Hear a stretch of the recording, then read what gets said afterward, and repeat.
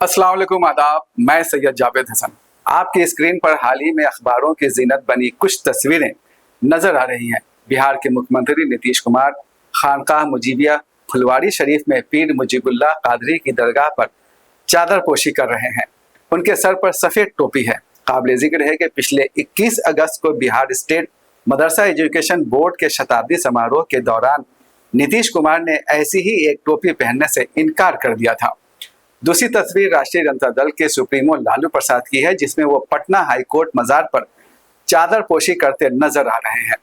ये दोनों तस्वीरें बिहार में सेकुलरिज्म के परवान चढ़ने का भ्रम पैदा करती हैं, लेकिन सच्चाई इसके ठीक उलट है। बिहार में सेकुलरिज्म बिस्तरे मर्ग यानी मृत्यु शैया पर आखिरी सांसें ले रहा है। इसमें दोबारा जान डालने के लिए राष्ट्रीय जनता दल प्रदेश भर में समाजी इंसाफ और सेकुलर इत्तेहाद कारवां निकाल रहा है। कारवां की क़यादत आरजेडी के राष्ट्रीय प्रवक्ता अनवर पाशा कर रहे हैं। अनवर पाशा महागठबंधन की मैनिफेस्टो कमेटी के कोऑर्डिनेटर और जेएनयू के प्रोफेसर भी हैं। नीतीश कुमार गर्चे मौजूदा सीएम तो हैं, लेकिन ये आने वाले इलेक्शन के बाद ये सीएम नहीं रह पाएंगे। ये बिल्कुल तयशुदा बात है, चाहे वो फेस हो या ना हो। इस सूरत हाल में इंडिया गठबंधन के सामने इस वक्त एक बड़ा चैलेंज ये है कि कैसे इस इलेक्शन में जो फाशिस्ट ताकतें हैं, जो एनडीए की शक्ल में, जिसमें जो हमारे नीतीश कुमार भी शामिल हैं, चंद्रबाबू नायडू भी शामिल हैं, और हर उस कानून में इनका जो रोल है वो बीजेपी से कहीं बढ़ चढ़ करके है। हम उसके खिलाफ खड़े हैं। हम इस मुल्क को कभी भी गैर जमहूरी निज़ाम के हाथों हम इसको बिकने नहीं देंगे। इस मुल्क को हमारी जिम्मेदारी है कि हम इस मुल्क के आइन को, इस मुल्क की जमहूरियत को, जो हमें हमारे मुजाहिदीन आज़ादी ने दी है, बाबा साहब अम्बेडकर ने दिया है, गांधी जी ने दी है, मौलाना अबुल कलाम आज़ाद ने दिया है, नेहरू ने जो दिया है, हमें उसे बचाना है, उसको हर हाल में महफूज रखना है। इसी मकसद के तहत हम ये कारवां लेकर के बिहार के कोने कोने में जा रहे हैं। बिहार के तमाम अजला में, तमाम डिस्ट्रिक्ट में हम जाएंगे और वहाँ आवाम से हम खिताब करेंगे, उनसे संवाद करेंगे, उनसे डायलॉग करेंगे और ये उनको समझाने की कोशिश करेंगे कि बिहार का इलेक्शन कितना इम्पोर्टेंट है, कितना अहम हो गया है, क्योंकि बिहार का इलेक्शन ही तय करेगा कि आने वाला हिंदुस्तान, हमारा मुल्क जो है, वो किस समत में, किस दिशा में, किस डायरेक्शन में जाएगा। आया वो बिल्कुल एक फाशिस्ट निज़ाम की तरफ जाएगा या हमारी जमहूरियत बाकी रहेगी, हमारा आइन बाकी रहेगा। 22 अजला का हम फर्स्ट फेज़ में दौरा करेंगे। हमारे साथ दिल्ली यूनिवर्सिटी, जामिया मिल्लिया इस्लामिया और अलीगढ़ से भी दानिश्वरान इसमें शामिल हैं, सीनियर प्रोफेसर शामिल हैं, और भी दूसरे हिस्सों के प्रोफेसर शामिल हैं, दानिश्वरान शामिल हैं। हम पूरे बिहार का दौरा करेंगे। सेकेंड फेज़ में हम 22 के अलावा जो बाकी अजला हैं उनका भी दौरा करेंगे और आवाम तक अपने इस पैगाम को ले जाएंगे। हमारा पैगाम है सोशल जस्टिस यानी समाजी इंसाफ और सेकुलरिज्म के दरमियान इत्तेहाद, सेकुलर इत्तेहाद और सोशल जस्टिस, ये हमारा नारा है। इस नारे को लेकर के हम आवाम के दरमियान जा रहे हैं और जाहिर है कि इन मकासद के तहत हम जो ये हम कारवां निकाल रहे हैं उसमें बहुत जोश है लोगों के अंदर। जहाँ जहाँ भी ये खबरें पहुँची हैं, लोगों की तरफ से ये दावत आ रही है हमारे पास कि हमारे इलाके से भी गुजरे आप, हमारे यहाँ से भी गुजरे आप, हम लोग भी उसका हिस्सा बनना चाहते हैं और हमारी कोशिश होगी कि हम उसका हिस्सा बन सकें। AIMIM के अमौर से विधायक अख्तरुल ईमान सेकुलर इत्तेहाद कारवां पर तंज करते हुए कुछ अहम सवाल उठाते हैं। सांप्रदायिक सौहार्द, तो क्या सांप्रदायिक ये हुआ तो क्यों नहीं गए राजद वाले वहां? अभी तक क्यों नहीं गए? आज ही मैं अभी राजा पाकर से आया हूं और वहां पर नसीर शाह नाम के एक शख्स को बिला वजह पुलिस उठा कर ले गई। रबीउल अव्वल का मौका था, वलादत की महफिल थी और वहां पर बर्फ फरोश आया। बर्फ के एक टुकड़े की कीमत के लिए एक औरत से झगड़ा हुआ। 112 नंबर में पुलिस बुलाई गई। पुलिस आई तो लड़के कुछ भगजग करने लगे, चूंकि उस औरत पर ही पुलिस वाले दबिश कर रहे थे। इस दरमियान में थाने के सारे लोग आए। एक तरफा था तो मुसलमानों की पिटाई हुई। मुसलमानों की बड़ी कम तादाद है वहां पर। उसकी 7वीं तारीख को नसीर शाह के बेटे की शादी थी। वो अपने शादी के काम में मशगूल था। उसको बिला वजह थाना लेकर गया। 3-4 आदमी को, नसीर शाह को इतना पीटा और थाने को क्या हक पहुंचता कि 24 घंटे से ज्यादा रखे, और उसको 30वें दिन उसकी लाश निकली है, मार मार कर पीट डाला। और आज तक हुकूमत का कोई कारिंदा नहीं किया, हुकूमत की तरफ से कोई बयान नहीं आया। राजद के एमएलए के इलाके में समस्तीपुर में सनोवर नाम की लड़की को दिन के 8 बजे जलाकर मार डाला गया। क्यों नहीं गए? बिहार शरीफ जला, मुसलमानों की काउन दुकानें जलाई गई, मस्जिद के गेट का मीनारा तोड़ा गया, मदरसा आदिया को जलाया गया, 4,000 से ज्यादा मजहबी किताबें जला गई, क्यों नहीं जा सके?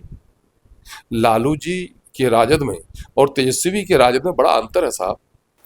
अख्तरुल ईमान को दर्द इस बात का है कि उनकी पेशकश के बावजूद लालू प्रसाद के बेटे और सीएम पद के मजबूत दावेदार तेजस्वी प्रसाद यादव ने एआईएमआईएम को महागठबंधन में शामिल नहीं किया।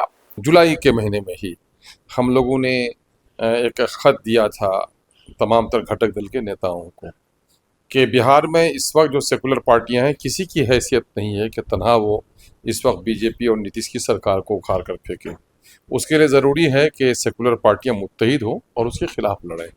अगर ऐसा चाहते हैं तो एमआईएम आपके साथ जाने के लिए तैयार है। हालांकि 4 विधायक हमारे उसने छीने, तो गोया दिल पर पत्थर रखकर हमने ये वो दिया पेशकश की, और मेरे इस उदारता को, वसीउल क़ल्बी को उन लोगों ने मेरी नादानी समझा, मेरी कमज़ोरी समझा, मजाक उड़ाया, और नतीजा ये हुआ कि मैं उससे दिल बर्दाश्त हुआ। बल्कि कई जगह उनके नेताओं ने कहा कि उनको इलेक्शन ही लेना चाहिए, और मुझे हैरत की इंतहा उस वक्त नहीं रही जबकि उस खत पर बिहार में और कौमी सतह पर मीडिया के लोगों ने चर्चे किए, और तेजस्वी साहब कहते हैं कि साहब कहाँ, मुझे नहीं पता कि मेरे यहाँ कोई खत आया है। ये तुजाहुल आरिफाना जानकर अनजान बनने की जो उनकी कैफियत थी, तो मैं सोचा कि इस हुज्जत को तमाम कर देना चाहिए। और वैसे भी अक्सर होता है कि गरीबों की आवाज़ अमीरों के कानों तक जाती नहीं है, तो मैंने कहा कि ढोल के तरंग से ये लहरें शायद कान तक पहुंच जाएं, इसलिए उनके दरवाजे पे जाके हम लोगों ने अपने स्लोगन के साथ कि तेजस्वी, लालू तेजस्वी जी अपने कानों को खोल, तेरे दरवाजे पे बज रहा है ढोल, गठबंधन के लिए दरवाज़ा खोल, वरना खुल जाएगा तेरे माई समीकरण का पोल।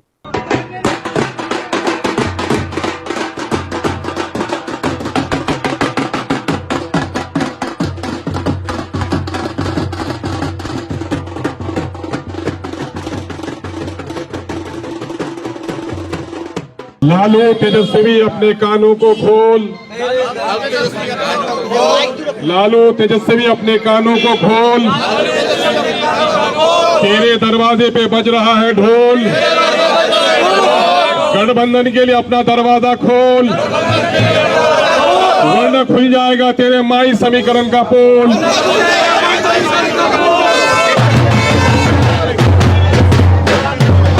लालू तेजस्वी अपने कानों को खोल। लालू जी अगर होते अभी पावर में, लालू जी अगर अख्तियार में होते तो एमआईएम से समझौता करने में कोई दिक्कत नहीं थी उनको। 6 दलों के महागठबंधन में RJD, Congress, CPI, CPM, CPI-ML और वीआईपी शामिल हैं। अगर सीट शेयरिंग को लेकर बात बन गई, तब हेमंत सोरेन की पार्टी झारखंड मुक्ति मोर्चा और लोक जनशक्ति पार्टी पारस को मिलाकर महागठबंधन में कुल 8 पार्टियां हो जाएंगी।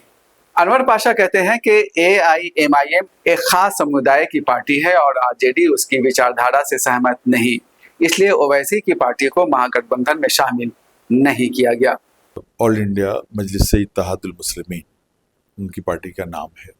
इस नाम से ये साफ जाहिर होता है कि ये मुसलमानों की पार्टी है और मुसलमानों को मुत्तहिद करने के इरादे से बनाई गई पार्टी है।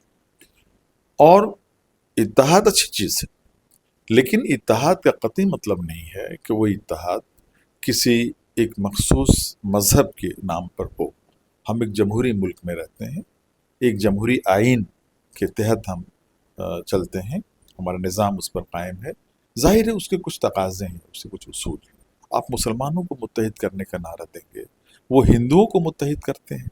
इसलिए अगर हम एमआईएम के साथ इत्तेहाद कर लें, उनके साथ गठबंधन कर लें, तो साफ ये मैसेज जाएगा कि हमारा जो दामन है सेकुलरिज्म का, वो एक तरह से साफ नहीं है, और इसका सीधा फायदा बीजेपी को मिलेगा, आरएसएस को मिलेगा। मामला दिलचस्प है। राष्ट्रीय जनता दल सांप्रदायिकता के जहर को कम करने और सेकुलरिज्म को बढ़ावा देने के मकसद से एआईएमआईएम को महागठबंधन से दूर रख रहा है, जबकि इन्हीं 2 मकासद के तहत एआईएमआईएम महागठबंधन में शामिल होना चाहता था। सवाल है कि अब एआईएमआईएम की रणनीति क्या होगी और वो कितनी सीटों पर चुनाव लड़ेगी।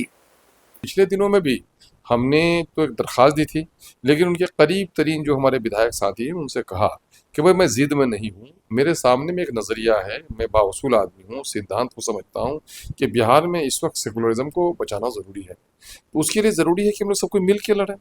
लेकिन आप कि पार्टी का ये अड़ियल रवैया नुकसान पहुंचाएगा। और देखिए, मेरे तरफ से कोई मुतालबा भी नहीं है, मैं 6 सीट चाहता हूँ। और मेरा मुतालबा ये है कि सीमांचल सबसे गरीब है, पिछड़ा है, सरकारी और गैर सरकारी तमाम तरह आंकड़ों में। जब सरकार बन जाए तो सीमांचल आयोग तश्कील दे गठन करके सीमांचल को पैकेज दे दीजिए। और तीसरा बड़ा मुतालबा जो समाजी इंसाफ से जिसका रिश्ता है कि दलितों, पिछड़ों और अल्पसंख्यकों को उनके आबादी में के एतबार से अनुपातिक उनकी हिस्सेदारी तय कर दी जाए। बताइए मेरे मुतालबात क्या थे? चांद तारे तो हमने नहीं मांगे, लेकिन इन लोगों ने अनसुनी कर दी। यही वजह है, जाके वो कह दिया। तो आप पे महागठबंधन में होते तो 6 सीट मांग रहे थे, अब कितनी सीट पर लड़ेंगे? अब तो हम अनगिनत सीटों पर लड़ेंगे, हम तो अब 6 से ज्यादा सीटों पर लड़ेंगे। अब मेरी मजबूरी है ना। अब उसने उसको परवाह नहीं तो मेरे को क्या परवाह है? मैं लड़ूंगा, ज्यादा सीटों पर लड़ूंगा। मैं गठबंधन बनाने की कोशिश कर रहा हूँ। मेरा थर्ड अगर बन जाता है फ्रंट तो मैं अच्छी खासी सीटों पर लड़ाई लड़ूंगा। AIMIM के बारे में समझा जाता है कि उसके ज्यादातर उम्मीदवार सीमांचल से होंगे और मुसलमान होंगे, लेकिन महागठबंधन से खासकर RJD से कितने मुसलमानों को नुमाइंदगी दी जाएगी, ये एक बड़ा सवाल है। अनवर पाशा कहते हैं कि इस बार RJD से बेहतर की उम्मीद की जानी चाहिए। आपकी बात से ये ऐसा लगता है कि जो मुस्लिम बिहार में 18% है, उसी तनासुब में जब RJD टिकट का बंटवारा करेगी तो उसमें मुसलमानों को नुमाइंदगी मिलेगी, ये उम्मीद की जानी चाहिए। हमारे नेता का तो ये मौक़िफ़ है कि जो तादाद है और जो समीकरण हिंदी में कहते हैं ना, जो इक्वेशन है, उस इक्वेशन को सामने रखते हुए इस सिलसिले में बेहतर एक पॉलिसी अपनाई जाए ताकि सबके साथ इंसाफ हो सके। मैं उम्मीद करता हूँ कि हमारी पार्टी इस सिलसिले में इंसाफ करे। मुस्लिम नुमाइंदगी के नाम पर किसी मुसलमान को टिकट दिए जाने की भारतीय जनता पार्टी से शायद ही किसी को उम्मीद हो, लेकिन JDU से कुछ लोगों को उम्मीदें जरूर हैं।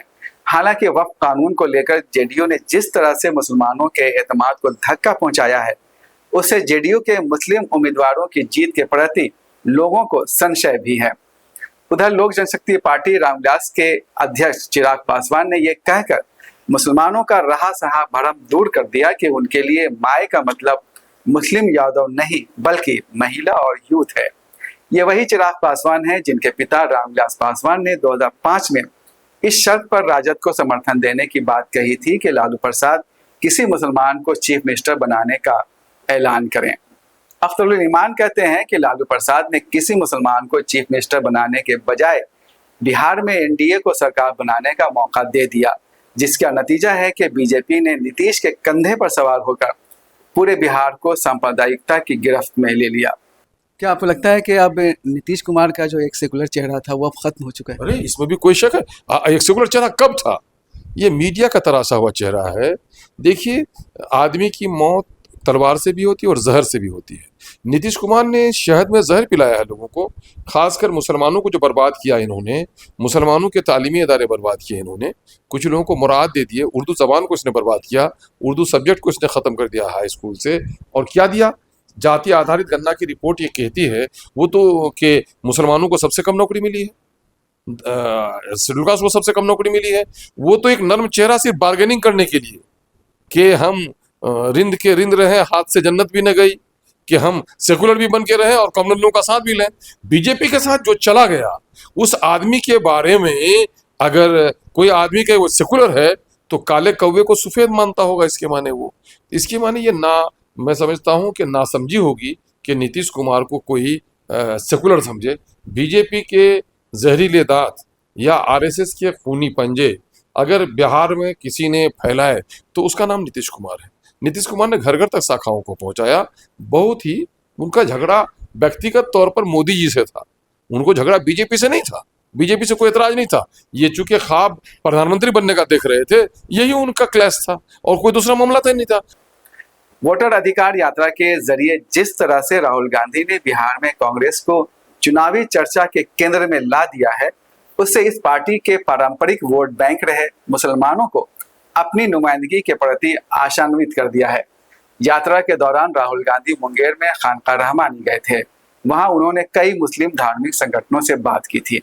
इस दौरान उन्होंने एक अहम बात कही कि वो मुस्लिम इश्यूज को समझना चाहते हैं, लेकिन उन्हें सच्चाई बताई नहीं जाती। सच्चाई है कि बिहार में मुसलमानों की आबादी तकरीबन 18% है, लेकिन असेंबली में नुमाइंदगी के नाम पर उनके सिर्फ 19 एमएलए हैं। सवाल है कि मुसलमानों में ऐसा कौन सा प्रेशर ग्रुप है जो महागठबंधन में सीट शेयरिंग के दौरान आबादी के अनुसार मुसलमानों को टिकट देने की वकालत करे, जबकि महज 2% वाले मुकेश सहनी हर 2-4 दिन पर कहते हैं कि महागठबंधन की सरकार बनी तो वो डिप्टी सीएम बनेंगे। इसे कहते हैं प्रेशर।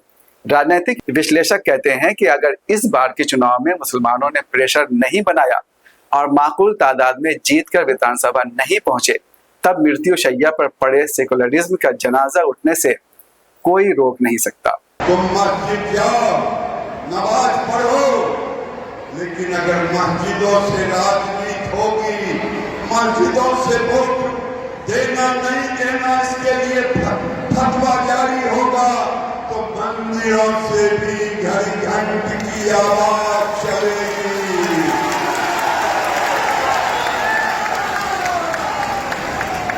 और ये आज बेगूसराय की धरती पर बड़ी तेजी से हो रहा है। सीए कानून आया था, ये बांग्लादेशी, मैं तो डंके की चोट पे कहता हूं, अगर अगली बार हमारी सरकार बनेगी ही तो एक बांग्लादेशी और रोहिंग्याओं को जो 71 से रह रहा है धक्का मार के पहचान करके निकाल दिया जाएगा। अगले वीडियो के लिए दीजिए इजाजत। अल्लाह हाफिज।